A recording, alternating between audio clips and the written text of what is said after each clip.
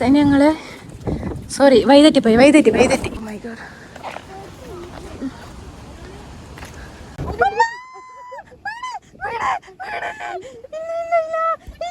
പെട്ടെന്ന് ഒരു പുലി കുത്താൻ വന്ന് എന്താ ചെയ്യാ?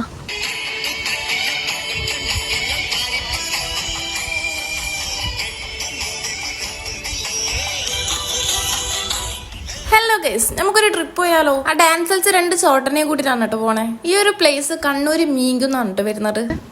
വാവ്, പണ്ട് എന്റെ വീട് ഇതാ അവിടെയായിരുന്നു, ഇതിന്റെ ബാക്കില്. അപ്പോഴൊന്നും ഇത്ര വിഭ്രംഭിച്ചിട്ടായിട്ട് ഞാൻ കണ്ടിട്ടില്ല. ഞാനൊക്കെ ഇവിടുന്ന് പോയി കഴിയുമ്പോക്ക് വിഭ്രംഭിച്ചല്ലോ ഗൈസ് സ്ഥലങ്ങള്.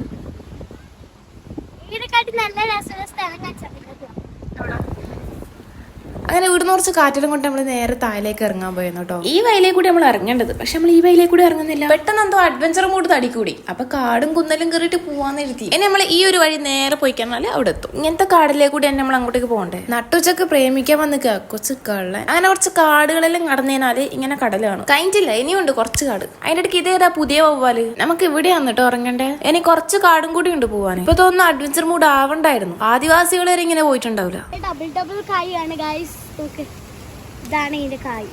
എന്തോ ഒരു വലിയ സാധന പോലും പിള്ളേർ പറയുന്നുണ്ടായിരുന്നു. ഇതും വലിയ എന്തോ സാധനം പിള്ളേർ പറയുന്നുണ്ടായതാ. എനിക്ക് അതൊന്നും അറിയില്ല. അപ്പൊ വല്ല അൽഫാമ മന്തിയാ മറ്റാണ് ഞാൻ പറഞ്ഞു കഴിഞ്ഞു. എന്ത് സാധനം?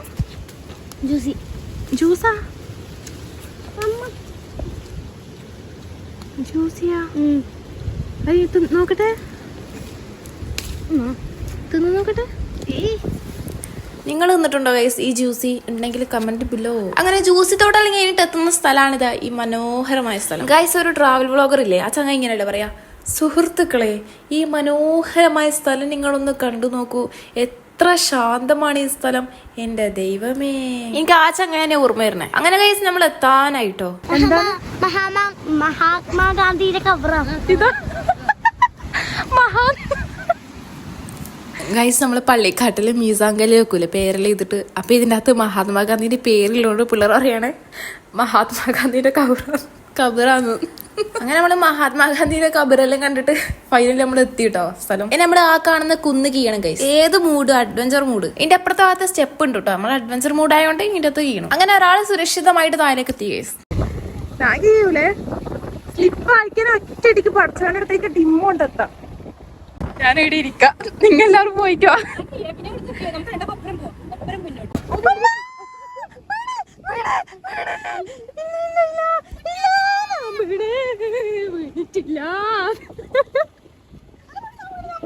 ഇവിടുന്ന് ഇവിടെ വരും. നമ്മള് അവിടുന്ന് അവിടത്തേക്കേ പോണ്ടു. സോറി, ഇവിടുന്ന് അവിടത്തേക്കേ പോണ്ട്. അങ്ങനെ ഞാൻ അതിന്റെ മുകളിൽ നിന്ന് താഴേക്ക് ലാൻഡ് ചെയ്തു ഗൈസ്. സുഹൃത്തുക്കളെ, നമ്മള് ലാൻഡ് ചെയ്താ കാണുന്ന കാഴ്ചയാണിത്.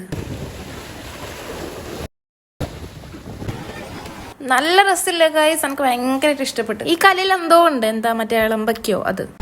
അങ്ങനെ ഗൈസ്, നമ്മുടെ എന്റെ മോളെ ഒരു അഡ്വഞ്ചർ സീൻ ഉണ്ടല്ലേ റഫി? അങ്ങനെ കടലെല്ലാം കണ്ട് കുറച്ച് സന്തോഷമായപ്പോ നേരെ വീട്ടിലേക്ക് പോയെന്ന് കേട്ടോ. ഞങ്ങള് സോറി വൈതെറ്റിപ്പോയി ഇതല്ല ഗൈസ്, വഴി തെറ്റിച്ചില്ല, ഇതിലേ കൂടിയാണ്. Okay come on.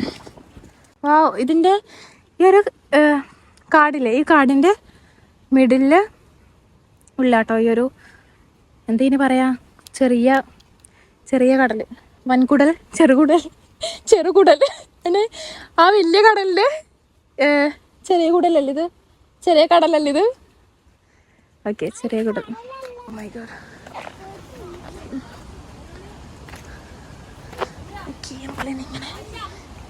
ഇങ്ങനെ ആ ഇതാ ഗൈസ്, വൻകുടലല്ല, ചെറുകുടല്.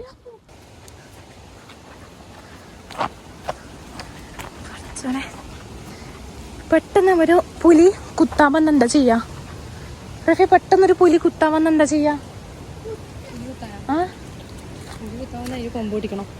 കൊമ്പൂട്ടിക്കണോ?